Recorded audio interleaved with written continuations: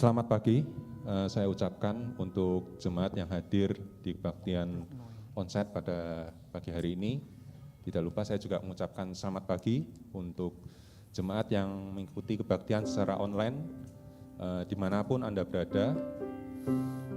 Sungguh mengucap syukur kalau pada pagi hari ini kita masih diizinkan untuk mengikuti kebaktian liturgi Prapaskah yang ke-6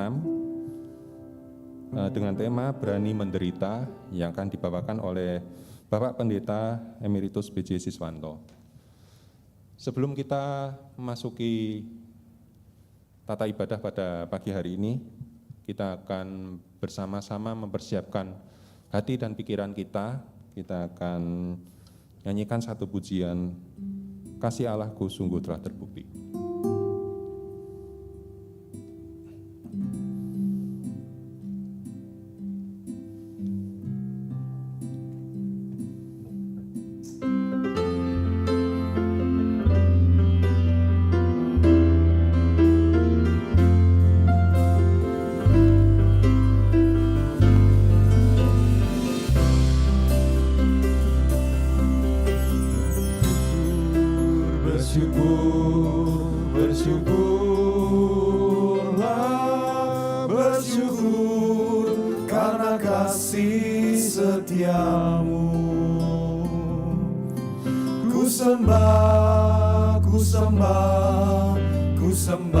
Kasih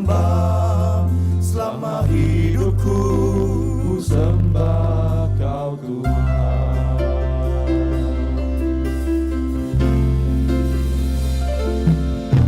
Kasih Allahku sungguh telah terbukti ketika Dia serahkan anaknya. Kasih Allah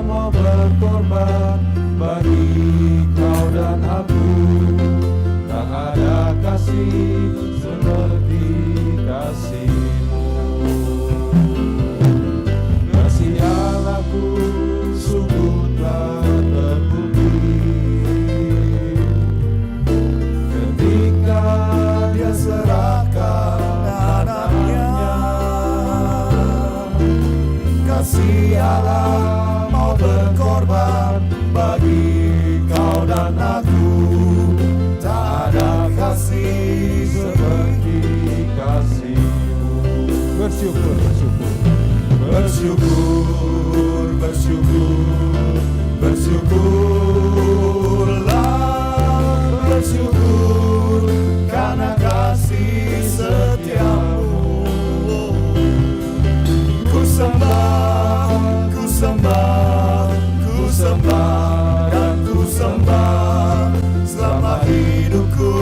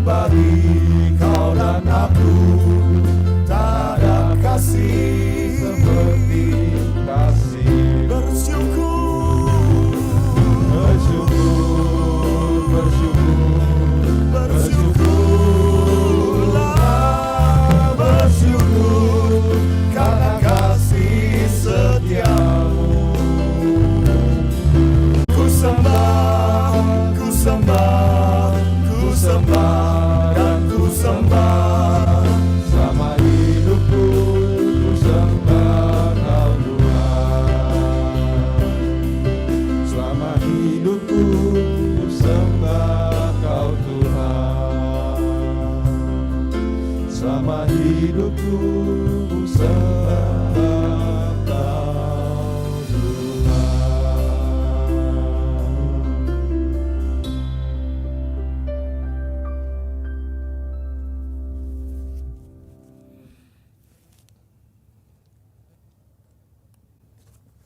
Shalom jemaat sekalian, selamat hari Minggu dan selamat beribadah secara online dan onsite bersama GKI Darmo Satelit. Kebaktian Minggu Prapaskah ke-6 atau Palmarum dan persiapan perjamuan kudus ini akan dilayani oleh Pendeta Emeritus B.J. Siswanto dengan tema Berani Menderita. Kami mengucapkan terima kasih atas pelayanan Pendeta Emeritus B.J. Siswanto agar kebaktian bisa berjalan dengan khidmat. Kami mohon jemaat dapat menonaktifkan ataupun mematikan HP. Kami mengajak seluruh jemaat, baik yang di gereja maupun yang di rumah masing-masing, dapat mengikuti ibadah ini dari awal hingga akhir. Untuk diketahui oleh jemaat, kami sampaikan beberapa warta lisan. Yang pertama, Minggu Prapaskah yang ke-6. Minggu ini kita memasuki Minggu Prapaskah ke-6 yang ditandai dengan 6 buah lilin yang dipadamkan. Marilah kita saling mendoakan agar melalui Minggu Prapaskah kita akan mengalami pembaruan iman sehingga sungguh-sungguh mampu menguasai kehidupan sebagai anak-anak Tuhan.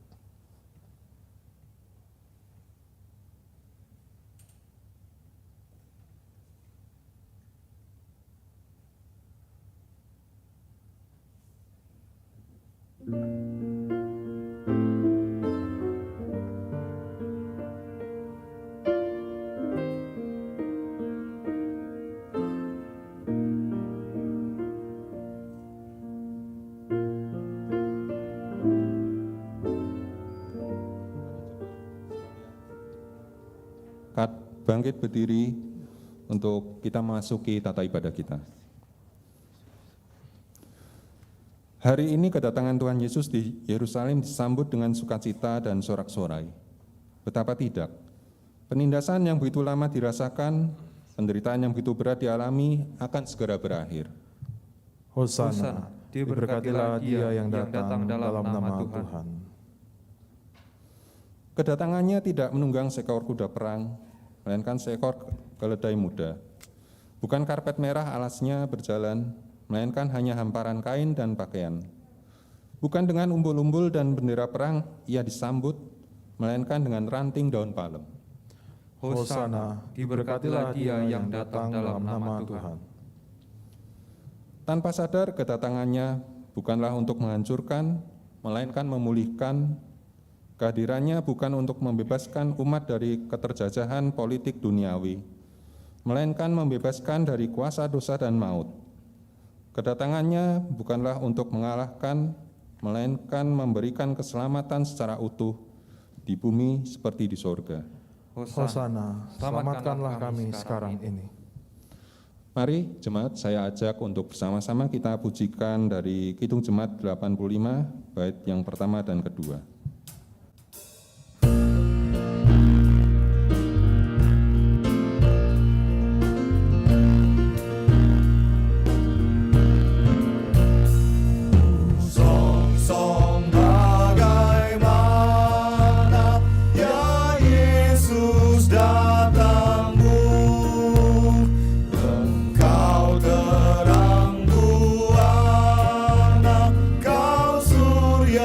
Hidup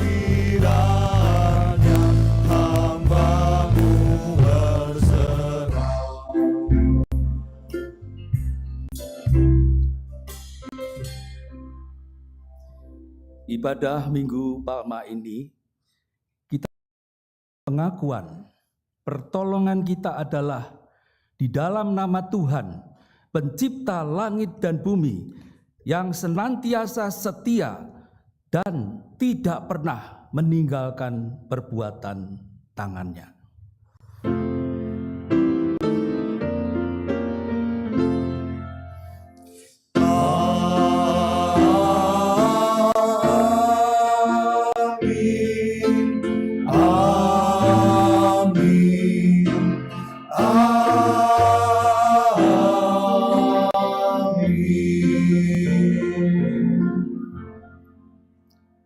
Kasih karunia dan damai sejahtera dari Allah Bapa kita dan dari Tuhan Yesus Kristus menyertai saudara sekalian. Dan menyertai saudara juga.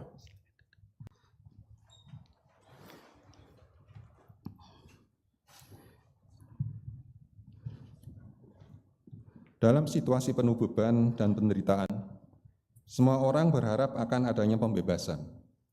Bukan hanya berharap, melainkan juga memaksakan keterwujudan harapan tersebut.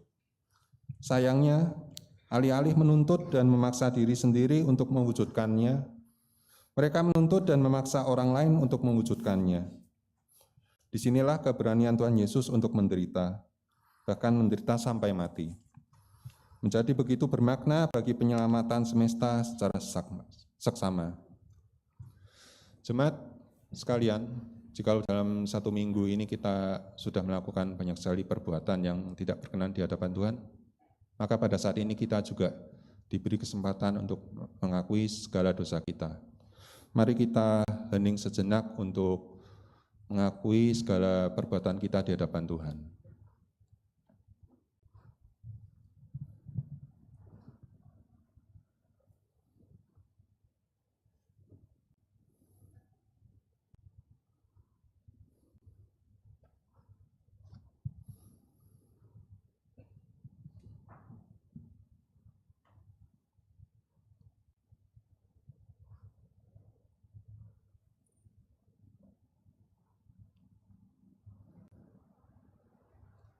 Jawab Yesus kepadanya, "Kasihilah Tuhan Allahmu dengan segenap hatimu dan dengan segenap jiwamu dan dengan segenap akal budimu. Itulah hukum yang terutama dan yang pertama. Dan hukum yang kedua yang sama dengan itu ialah, kasihilah sesamamu manusia seperti dirimu sendiri. Pada kedua hukum inilah tergantung seluruh hukum Taurat dan kitab para nabi." Teladan kasih yang begitu nyata telah dilakukan Tuhan Yesus melalui salib, kematian, dan juga kebangkitannya. Bukan hanya keberaniannya menanggung derita, melainkan juga berkorban hidup seutuhnya bagi keselamatan dunia. Sudahkah kita rela menderita untuk mewujudkan kasih kepada Tuhan dan sesama? Mari jemaat sekalian, saya mengajak jemaat untuk bersama-sama bangkit berdiri untuk menerima berita anugerah.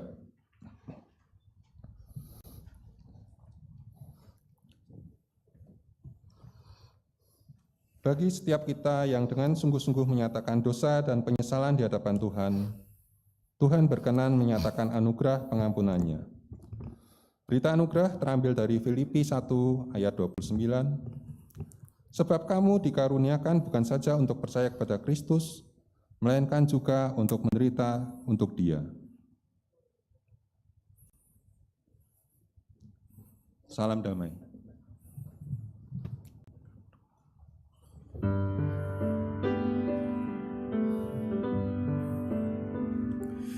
Nearer, my God, to Thee, nearer to Thee,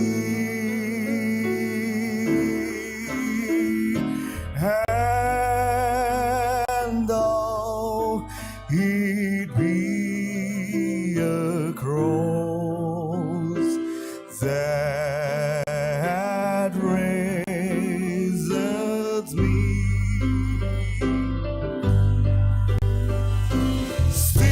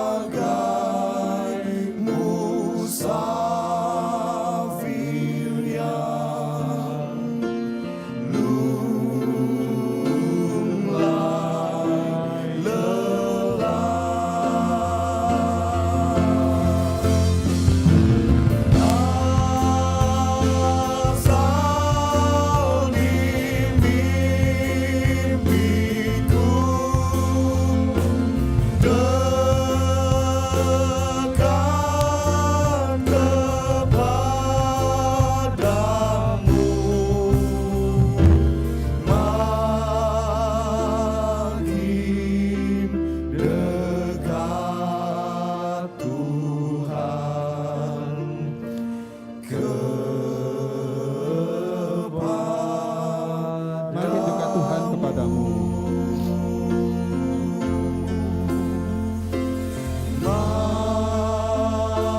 Makin dekat Tuhan. Mari kita nyatakan sekali lagi, makin dekat Tuhan kepadamu. Padamu.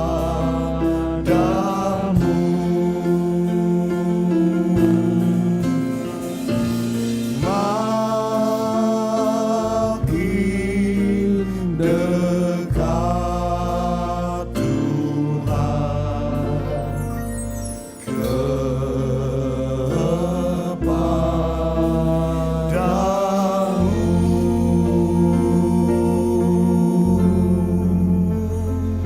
Jemaat dipersilakan duduk kembali, kita akan masuk ke dalam pelayanan firman. Mari kita berdoa.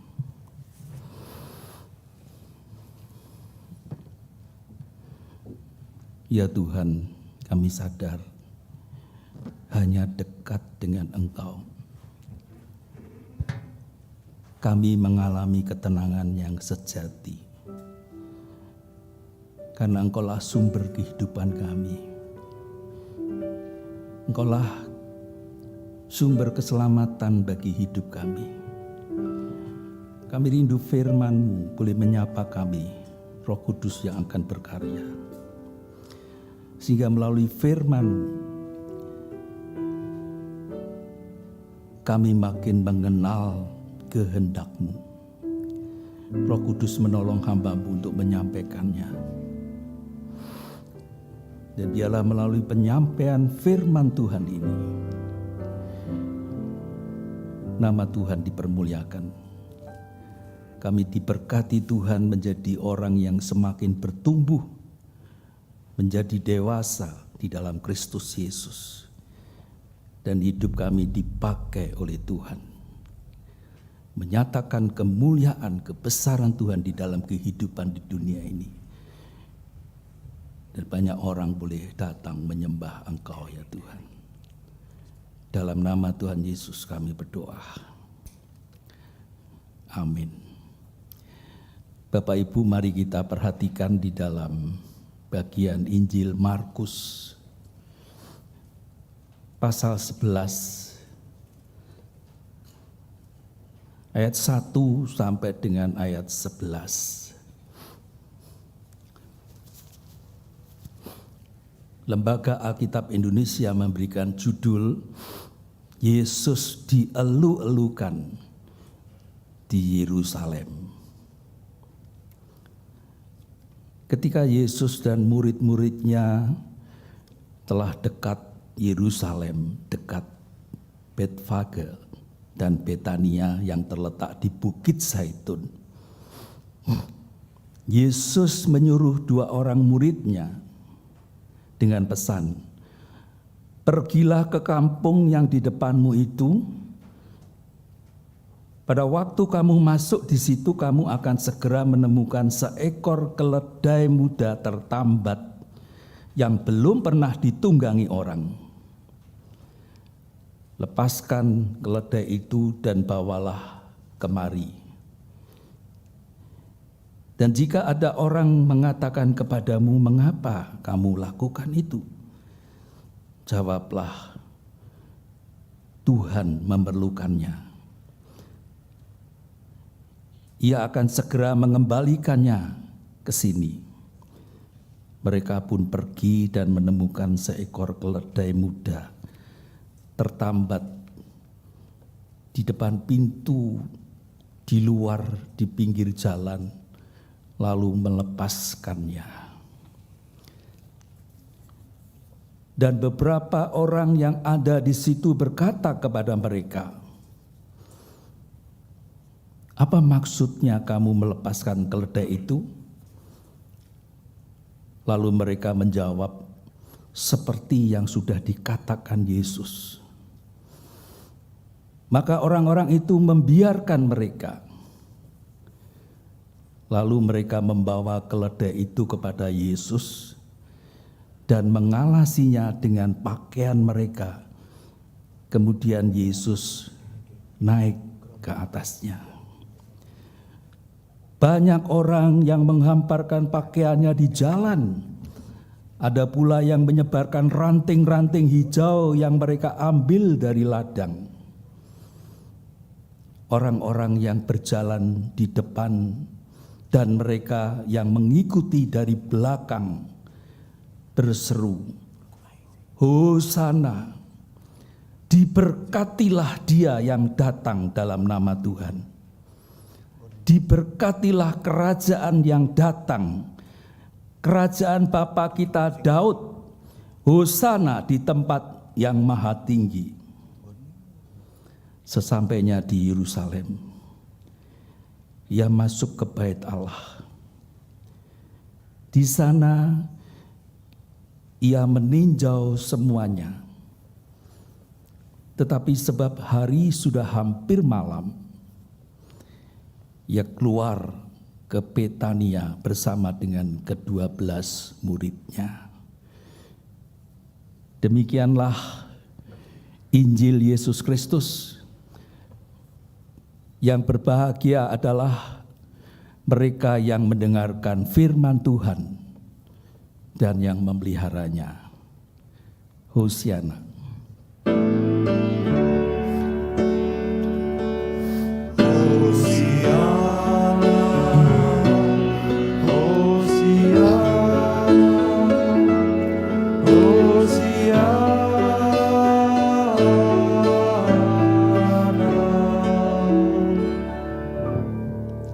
Shalom Bapak Ibu dan saudara. Pada Minggu Prapaskah ke-6 atau Minggu Palem ini kita diajak merenungkan sebuah tema berani menderita. Saya akan bacakan di dalam Markus 11 ayat 1 ini sekali lagi. Ketika Yesus dan murid-muridnya telah dekat Yerusalem. Bapak, Ibu, dan semua saudara, bagian bacaan kita ini menceritakan tentang bagaimana ketika Yesus dan para muridnya sedang menuju ke Yerusalem, seperti yang ditulis di dalam ayat 1 ini. Ya, sudah dekat Yerusalem. Kemudian Yesus dan para muridnya itu, mereka memasuki kota Yerusalem itu. Nah, kita perlu tahu mengapa, ya. Mengapa kok Yesus memasuki kota Yerusalem? Mau apa? Untuk apa Yesus memasuki kota Yerusalem? Kalau kita pelajari, ternyata sebenarnya ada makna dan pelajaran yang sangat penting bagi kita di balik kedatangan Yesus di kota Yerusalem itu. Kota Yerusalem pada waktu itu bukan hanya terkenal atau dikenal sebagai kota damai, seperti arti namanya dalam bahasa Ibrani Yerusalem. Damai sejahtera atau shalom itu. Yerusalem juga bukan hanya terkenal sebagai kota yang kudus, kota yang suci, menjadi tempat suci itu. Karena di situ ada bait Allah atau bait suci yang menjadi pusat ibadah umat Allah untuk menyembah kepada Allah. Sehingga kota Yerusalem itu menjadi kota kebanggaan umat Allah atas bangsa-bangsa lain. Yang dapat disebut sebagai kota orang-orang yang taat beragama, di mana di situ masih banyak kegiatan ibadah yang dirayakan, hari-hari raya itu dirayakan. Mereka beribadah kepada Allah. Namun Bapak Ibu Saudara, Yerusalem ini ternyata juga terkenal sebagai kota pembunuh para nabi Allah.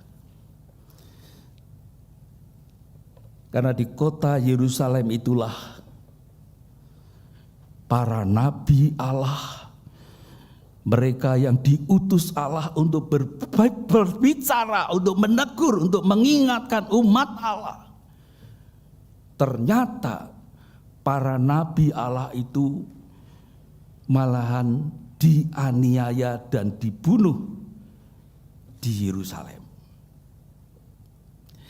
Sehingga Bapak Ibu Saudara, kota yang terkenal sebagai kota damai, kota suci atau kudus itu, tapi juga menjadi kota yang sangat berbahaya. Kota pembunuh para nabi utusan Allah. Di dalam Injil Lukas 19 ayat 41 di situ dituliskan, diceritakan ketika Yesus telah dekat dan melihat kota Yerusalem itu. Yesus menangisinya. Karena kota Yerusalem, kota damai, kota suci telah berubah menjadi kota pembunuh para nabi Allah. Terhadap penduduk kota Yerusalem itu Yesus berseru, Yerusalem, Yerusalem, engkau yang membunuh nabi-nabi dan melempari dengan batu orang-orang yang diutus kepadamu. Berkali-kali aku rindu mengumpulkan anak-anakmu, sama seperti induk ayam mengumpulkan anak-anaknya di bawah sayapnya. Tetapi kamu tidak mau. Sehingga ketika Yesus memasuki kota Yerusalem, tindakan Yesus itu sebenarnya menunjukkan keberanian Yesus. Keberanian untuk menghadapi segala penderitaan, penganiayaan, bahkan kematian, dibunuh yang akan dialaminya di situ, seperti yang telah dialami oleh para nabi yang dianiaya dan dibunuh di situ. Diceritakan oleh Markus di dalam Markus 11 ayat 8 ini. Pada waktu itu, pada awalnya ketika Yesus masuk kota Yerusalem, Yesus disambut oleh penduduk kota itu dengan begitu meriah, dengan sebuah kehormatan yang dinyatakan. Penduduk kota itu menyambutnya dengan menghamparkan pakaian di jalan-jalan yang hendak dilalui Yesus. Sambil mereka juga menyebarkan ranting-ranting pohon palem di jalanan sebagai tanda penghormatan. Palem juga merupakan tanda kemenangan. Ya. Dalam Markus 11 ayat 9 dan 10. Di situ dicatat orang-orang yang berjalan di depan dan mereka yang mengikuti dari belakang. Selain dengan menghamparkan pakaian, jubah, serta ranting-ranting, orang-orang Yerusalem itu mereka pada berteriak, ya, Hosana, Hosana, diberkatilah dia yang datang dalam nama Tuhan. Diberkatilah kerajaan yang datang, kerajaan Bapa kita Daud. Hosana di tempat yang maha tinggi. Ini sebutan pujian gelar mesianis bagi Kristus yang diurapi sebagai juru selamat dunia. Dengan demikian nama Yesus terpuji sebab ia datang di dalam nama Tuhan. Penyambutan kehadiran Yesus yang begitu gempar dan meriah itu ternyata telah menyebabkan para tokoh agama Yahudi menjadi makin marah dan membenci Yesus. Sehingga kalau kita perhatikan di dalam Injil Matius pasal 27 di situ dicatat kemudian di Yerusalem itu jugalah muncul teriakan dari penduduk kota Yerusalem terhadap Yesus. Salibkan dia, salibkan dia, salibkan dia. Ketika masuk kota Yerusalem itu sebenarnya Yesus sudah tahu persis apa yang akan terjadi, apa yang akan dialami pada dirinya di kota itu. Bahkan sudah beberapa kali Yesus juga telah memberitahukan kepada para murid-Nya tentang penderitaan, kematian yang akan dialaminya, juga kebangkitannya. Namun Bapak Ibu Saudara, mengapa kok Yesus tetap saja mau datang ke kota Yerusalem? Kota pembunuh para nabi utusan Allah itu. Mengapa? Udah tahu akibatnya, tapi mengapa kok terus jalan? Apakah Yesus sedang mencari-cari penderitaan? Ternyata bukan. Yesus datang ke Yerusalem tidak untuk mencari penderitaan atau kesengsaraan. Ketika masuk ke kota Yerusalem itu sebenarnya Yesus sedang melakukan kehendak Bapa seperti yang telah disampaikannya. Yesus masuk ke kota Yerusalem juga untuk memberikan pesan yang penting, juga teladan kepada para murid-Nya, juga kepada kita, Bapak Ibu Saudara dan saya. Pesan dan teladan apa itu? Saya mengangkat di sini ada 3 pesan dan teladan yang Yesus ingin sampaikan dengan masuknya Dia ke kota Yerusalem bersama para murid-Nya itu. Pesan pertama dan teladan adalah agar para murid-Nya, agar kita berani menderita. Sebagai para murid Yesus, kita para murid-Nya juga harus berani menderita seperti teladan Kristus sendiri di dalam melakukan kehendak Bapa. Berani menderita sebagai murid Kristus. Seperti di dalam berita anugerah tadi sudah disampaikan oleh Rasul Paulus, tulisannya Filipi 1 ayat 29. Sebab kepada kamu dikaruniakan bukan saja untuk percaya kepada Kristus, melainkan juga untuk menderita, ya. Untuk menderita untuk Dia. Petrus juga memberikan nasihat. Kita tahu siapa Petrus, ya. Dulu dia penyangkal Yesus. Tapi setelah mengalami pembaruan Roh Kudus setelah Yesus bangkit dari kematian itu, Petrus tidak seperti yang dulu lagi. Dia menjadi Petrus pemberani, ngikuti teladan Yesus Kristus. Sehingga dia menuliskan di dalam pengajarannya 1 Petrus 3 ayat 17 itu. Sebab lebih baik menderita karena berbuat baik jika hal itu dikehendaki Allah. Jika hal itu dikehendaki Allah, lebih baik menderita daripada menderita karena berbuat jahat. Lalu dia menegaskan, janganlah ada di antara kamu yang harus menderita sebagai pembunuh atau pencuri atau penjahat atau pengacau. Tetapi jika itu berarti tidak harus cari penderitaan, tapi kadang-kadang kita tidak bisa menghindar. Jika ia harus menderita sebagai orang Kristen, maka janganlah ia malu, melainkan hendaklah ia memuliakan Allah dalam nama Kristus. Rupanya memuliakan Allah bukan hanya di dalam gereja, nyanyikan pujian begitu. Menderita karena kehendak Allah, nuruti kehendak Allah. Itu memuliakan Allah. Yang berarti penderitaan orang Kristen itu adalah berani menderita bukan karena berbuat jahat, Kalau berbuat jahat ya salah dewek gitu kira-kira ya, sadarlah dan bertobatlah segera. Bukan karena kesalahannya sendiri, misalnya malas ya. Malas terus susah.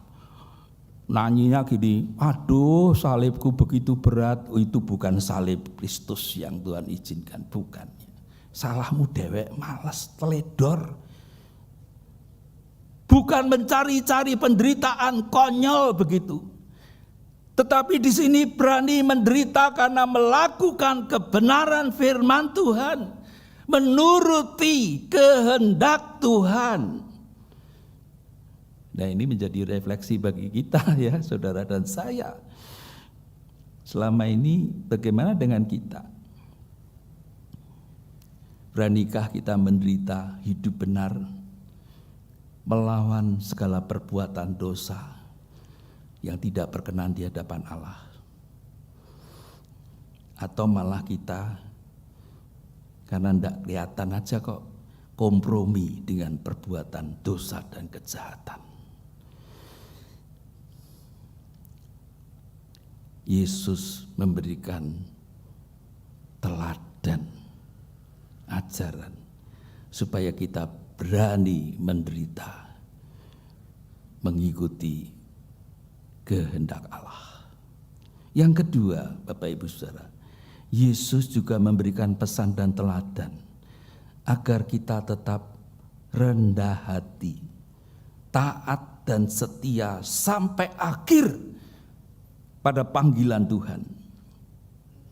Ketika Yesus masuk kota Yerusalem, ini juga mengajarkan kepada kita agar kita dalam menghadapi masalah penderitaan, kita tetap memiliki hati yang rendah hati, hati yang taat dan setia kepada Tuhan, seperti teladan Yesus Kristus itu. Yesus tahu persis apa yang akan terjadi pada dirinya ketika dia masuk kota Yerusalem itu. Penderitaan salib telah menantinya.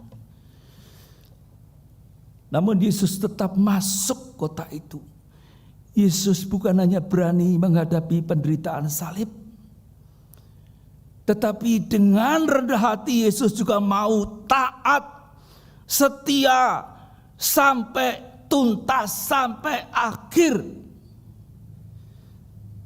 Kerendahan hati dan ketaatan serta kesetiaan Yesus itu dicatat oleh Rasul Paulus di dalam tulisannya surat Filipi pasal 2. Dikatakan Yesus yang walaupun dalam rupa Allah itu tidak menganggap kesetaraan dengan Allah itu sebagai milik yang harus dipertahankan, melainkan telah mengosongkan dirinya sendiri, atau yang dikenal dengan istilah kenosis itu, mengambil rupa seorang hamba, menjadi sama dengan manusia, dan dalam keadaan sebagai manusia Yesus telah merendahkan dirinya, taat sampai mati, bahkan sampai mati di kayu salib. Lalu ditegaskan oleh Rasul Paulus, hendaklah kamu dalam hidupmu bersama menaruh pikiran dan perasaan yang terdapat juga dalam Kristus. Apa itu? Kerendahan hati, taat dan setia kepada panggilan Tuhan sampai akhir. Maka ada banyak lagu-lagu rohani yang menekankan akan ketaatan dan kesetiaan itu. Setialah, setialah. Selama hidupmu setialah, ikuti jalan Tuhanmu.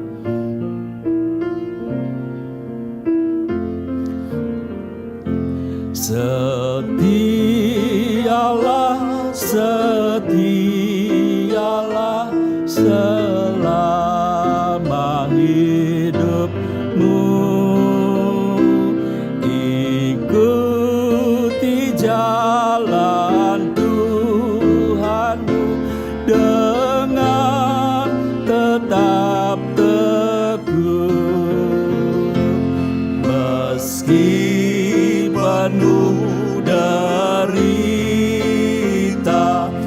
di dalam dunia, tetapi jangan kau gentar, tapi jangan kau gentar, tetap setialah.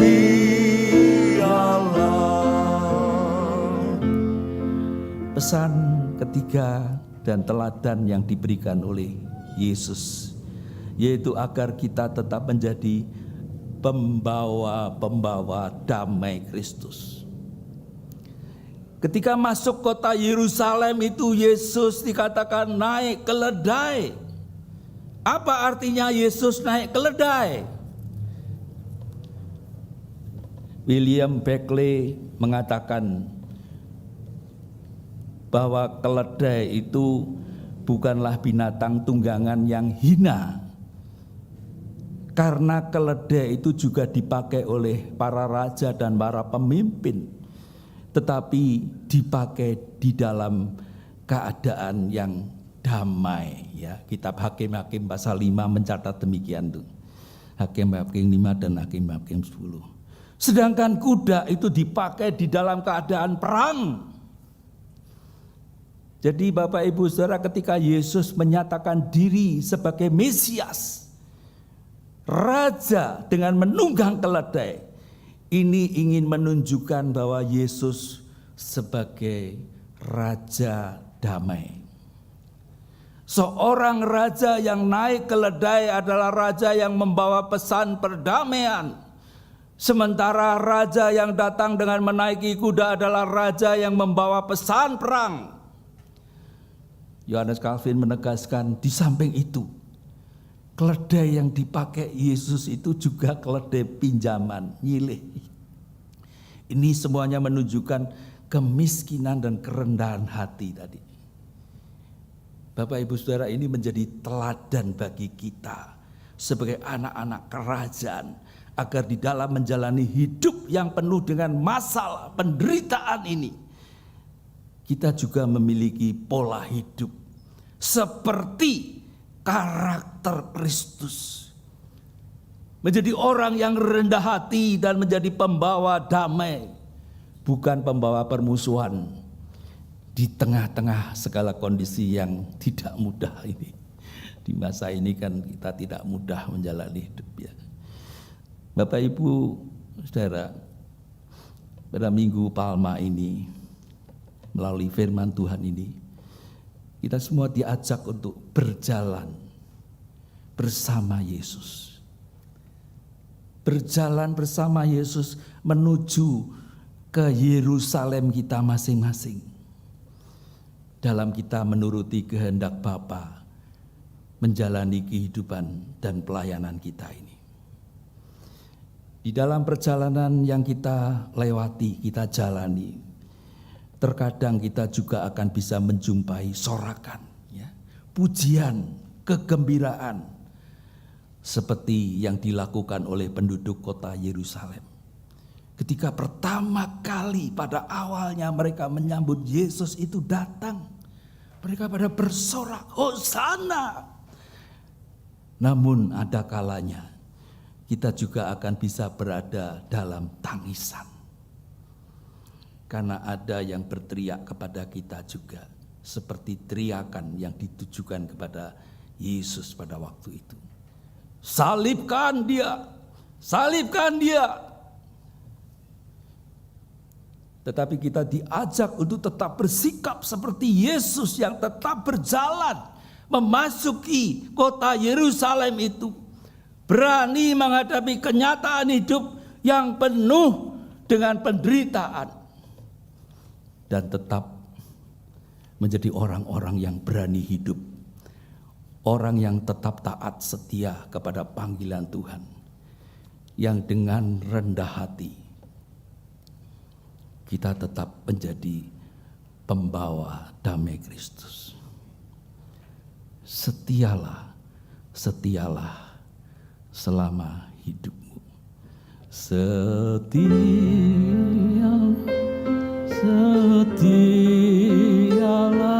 selama hidupmu,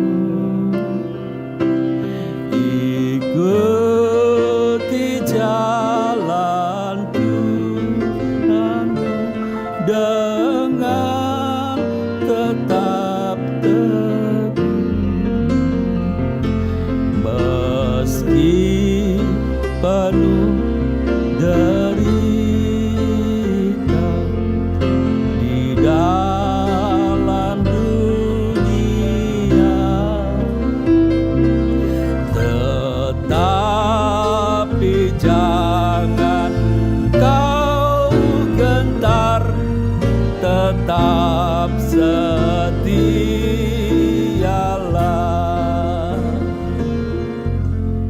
Roh Kudus kiranya menolong kita semua. Amin. Kita masuk di dalam waktu teduh dan kita bersyukur saat ini ada persembahan pujian secara virtual dari SMPK Gloria. Lord, I lift your name on high.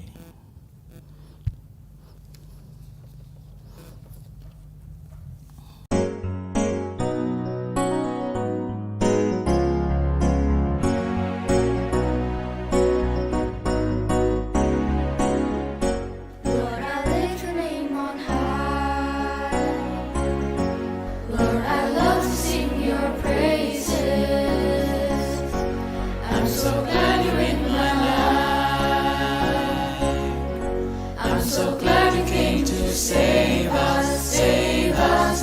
You came from heaven to earth to show the way, from the earth to the cross.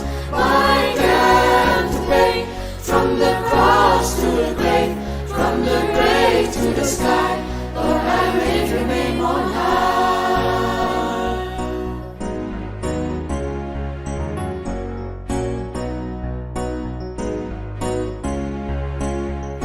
Lord, I lift your name on high. Lord, I love to sing your praises. I'm so glad you're in my life. I'm so glad you came to save us, save us. You came from heaven to earth to show the way, from the earth to the cross. My debt to pay, from the cross to the grave, from the grave to the sky. Lord, I lift your name on high. You came from heaven to earth to show the way, from the earth to the cross. My debt to pay, from the cross to the grave, from the grave to the sky. Lord, I lift your name on high. Lord, I lift your name on high. Lord, I lift your name on high.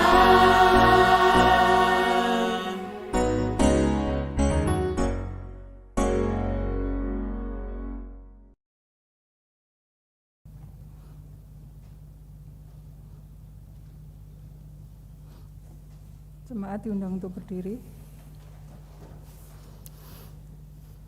Bersama dengan umat Tuhan, dulu, kini dan sepanjang segala masa, marilah kita meneguhkan kembali pengakuan iman kita menurut pengakuan iman rasuli.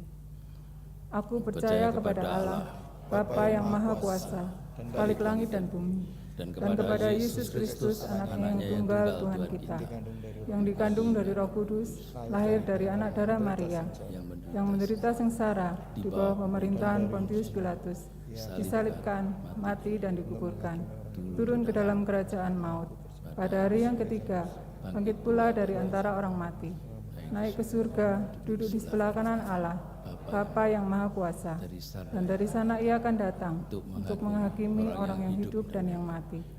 Aku percaya kepada Roh Kudus, gereja yang kudus dan am, persekutuan orang kudus, pengampunan dosa, kebangkitan orang mati, dan hidup yang kekal.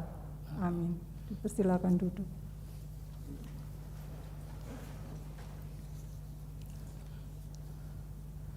Pada tanggal 4 April 2021, kita akan merayakan perjamuan kudus. Perjamuan akan dilaksanakan di gedung gereja dengan mengikut sertakan juga umat yang ada di rumah masing-masing yang belum dapat hadir karena protokol kesehatan. Untuk menyambut perayaan itu, mari kita mempersiapkan diri dengan memeriksa diri kita masing-masing. Pada perjamuan terakhir, Kristus meminta kita merayakan perjamuan kudus untuk mengenangnya. Mengenang Kristus berarti mengalami kehadirannya dalam hidup sehari-hari dan menyadari bahwa Kristus telah berkorban demi keselamatan kita. Sudahkah saudara hidup dalam persekutuan yang akrab dengan Yesus, sehingga saudara mengalami kasih, kuasa, dan kebenarannya? Yakinkah saudara bahwa Kristus telah mengorbankan hidupnya demi keselamatan saudara?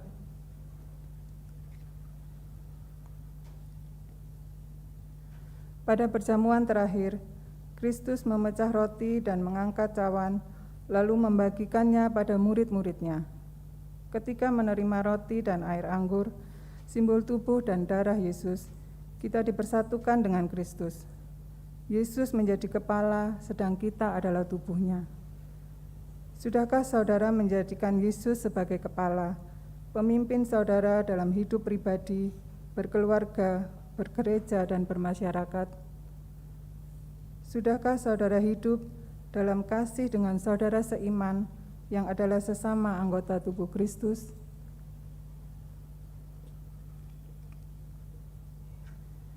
Dengan makan roti dan minum anggur, kita dipersatukan dalam kematian dan kebangkitan Kristus.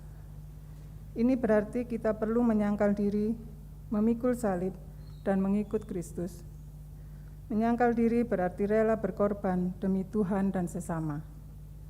Sudahkah saudara rela berkorban bagi sesama?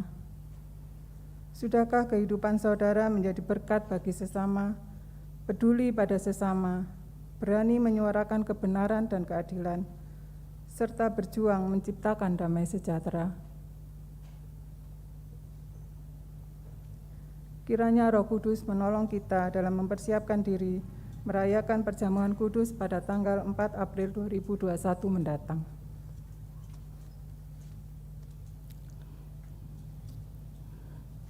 Mari kita berdoa.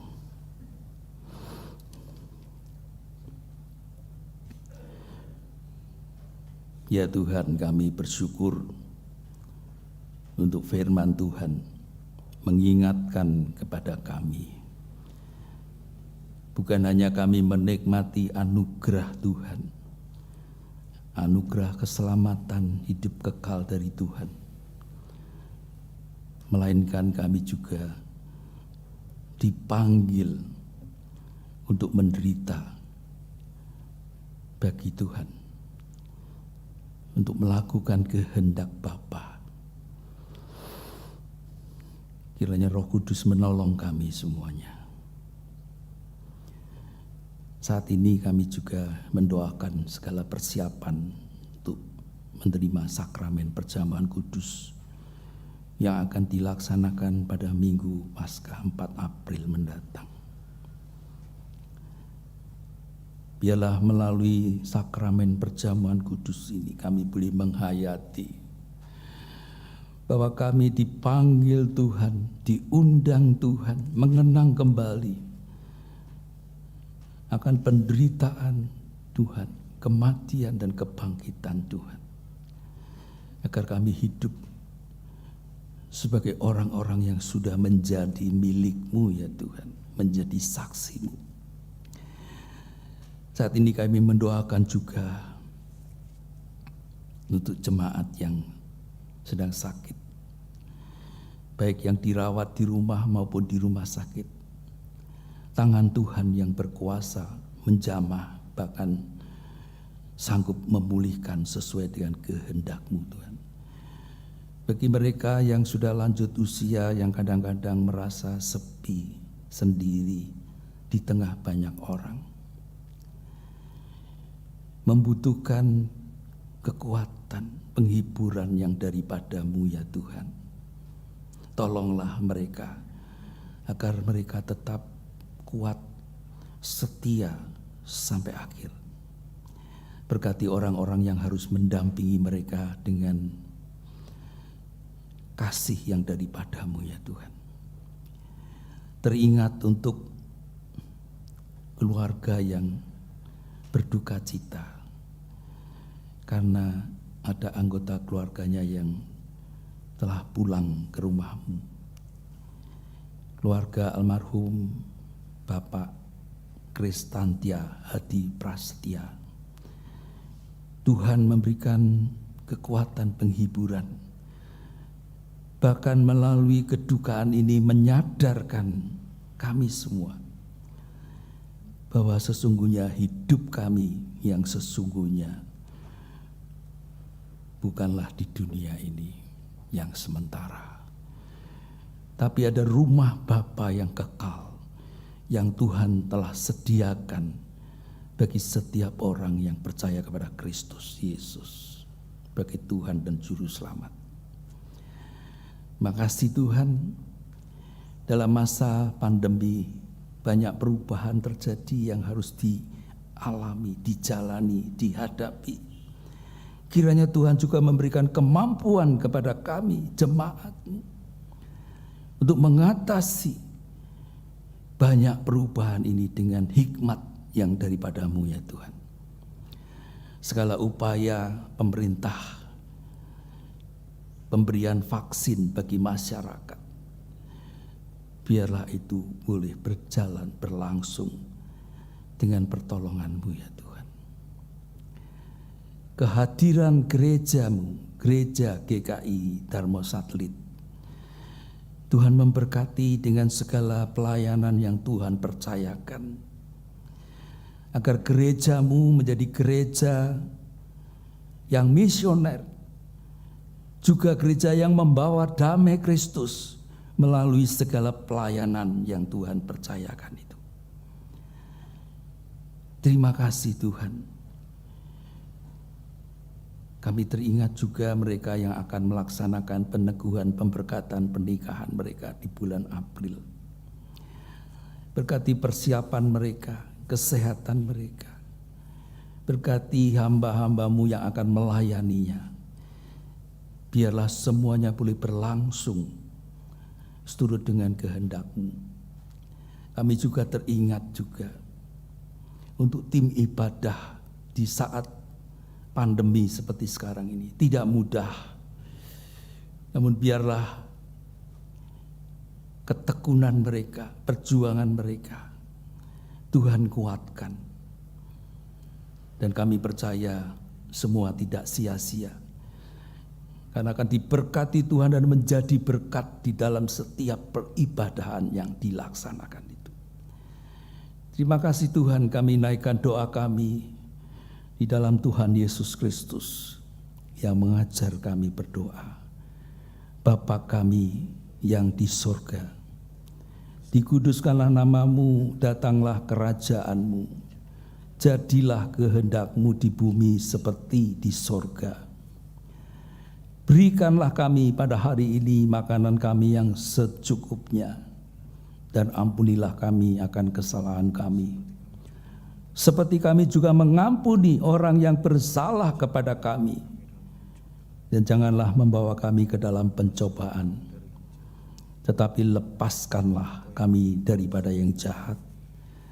Karena Engkau-lah yang mempunyai kerajaan dan kuasa dan kemuliaan sampai selama-lamanya. Amin. Jemaat sekalian, tibalah saatnya kita masuk dalam pelayanan persembahan. Bagi jemaat yang hadir secara onsite, untuk persembahan bisa dimasukkan ke dalam amplop yang sudah tersedia, kemudian dimasukkan ke dalam kotak di depan pintu persembahan, depan pintu gedung gereja, ataupun melalui scan kode QR yang ada di depan bangku masing-masing. Sedangkan bagi jemaat yang hadir kebaktian secara online bisa memberikan persembahan melalui transfer ke rekening ataupun melalui QR code yang ada di layar masing-masing. Oke, firman Tuhan yang menjadi dasar di dalam kita mempersembahkan pada saat ini terambil dari 2 Korintus 8 ayat yang ke-12. Sebab jika kamu rela untuk memberi, maka pemberianmu akan diterima kalau pemberianmu itu berdasarkan apa yang ada padamu, bukan berdasarkan apa yang tidak ada padamu.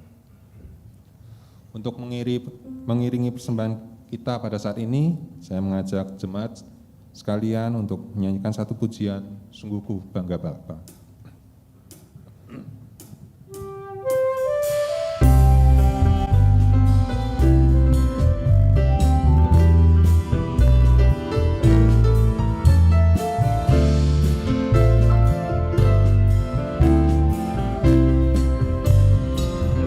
Sungguh ku bangga Bapa, punya Allah seperti Engkau. Sungguh ku bangga Yesus atas segala pengorbananmu. Tak ingin aku hidup lepas dari kasih-Mu.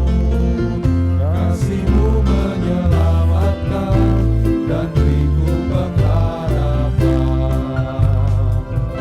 Kini ku persembahkan apa yang aku miliki. Memang tiada berarti bila dibanding dengan kasih-Mu. Namun ku ingin lebih dengan sukacita di hati, karena ku tahu ini menyenangkan hati-Mu.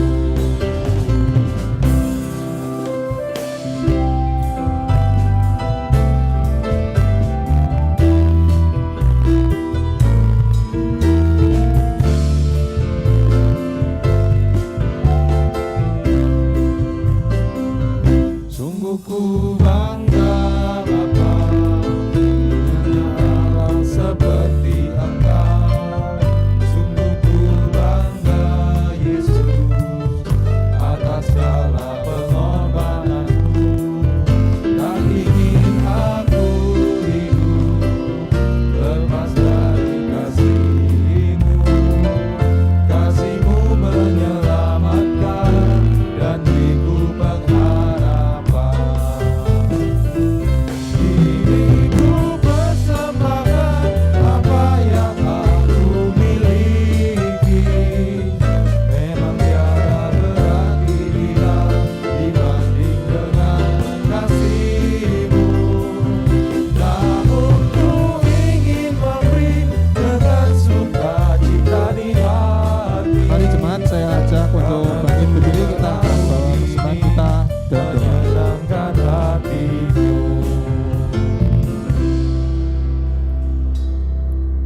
Tuhan Yesus, pada saat ini kami mengucap syukur untuk pemeliharaan Tuhan dalam kehidupan kami melalui berkat-berkat yang boleh Tuhan berikan. Dan pada saat ini kami ingin mempersembahkan sebagian dari berkat Tuhan itu untuk pekerjaan Tuhan. Biarlah kiranya Tuhan yang memberkati. Tuhan berkati juga tangan-tangan yang mengelola persembahan kami, sehingga melalui persembahan kami ini nama Tuhan boleh dimuliakan.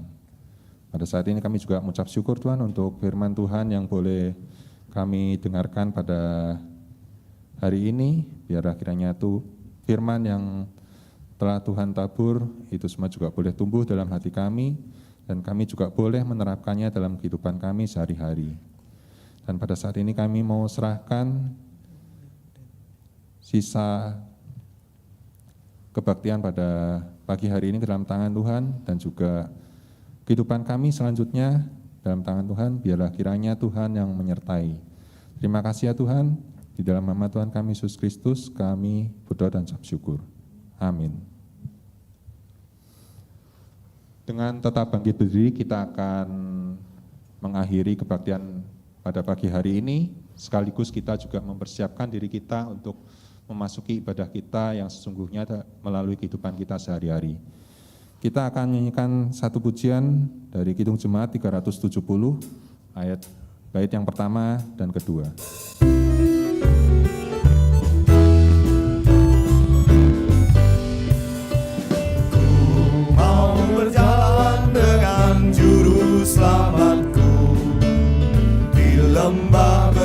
hangat dan berair sejuk, yang kemana juga aku mau mengikutnya, sampai aku tiba di negeri bakar. Ikut Tuhan Yesus, Ku tetap mendengar dan mengikutnya. Ikut Tuhan Yesus, ya kemana juga ku mengikutnya.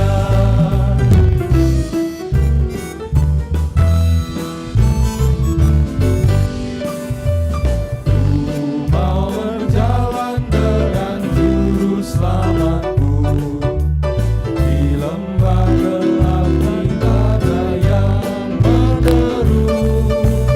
Aku takkan takut di bahaya apapun, bila ku dibimbing tangan Tuhanku. Ikut Tuhan Yesus, ku tetap mendengar dan mengikutnya.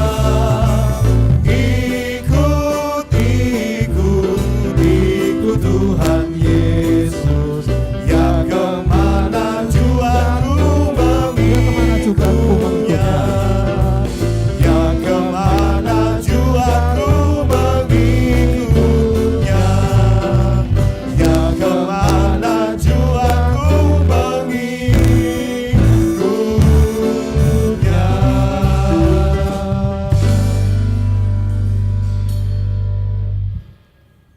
Ikut walaupun harus menderita. Pulanglah dalam sukacita karena mengingat sabda Tuhan di dalam surat Roma pasal 8 ayat 17b. Jika kita menderita bersama-sama dengan Dia, supaya kita juga dipermuliakan bersama-sama dengan Dia. Beranilah menderita dan jalanilah hidup dalam rasa syukur untuk melakukan panggilannya. Tuhan mengiringi hidup saudara dengan berkat-Nya. Arahkanlah hatimu kepada Tuhan.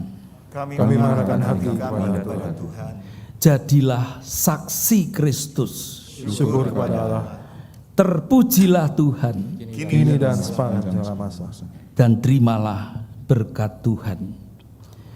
Dan Allah sumber segala kasih karunia yang telah memanggil kamu dalam Kristus kepada kemuliaannya yang kekal, akan melengkapi, meneguhkan, menguatkan dan mengkokohkan kamu sesudah kamu menderita seketika lamanya. Ialah yang empunya kuasa sampai selama-lamanya. Amin.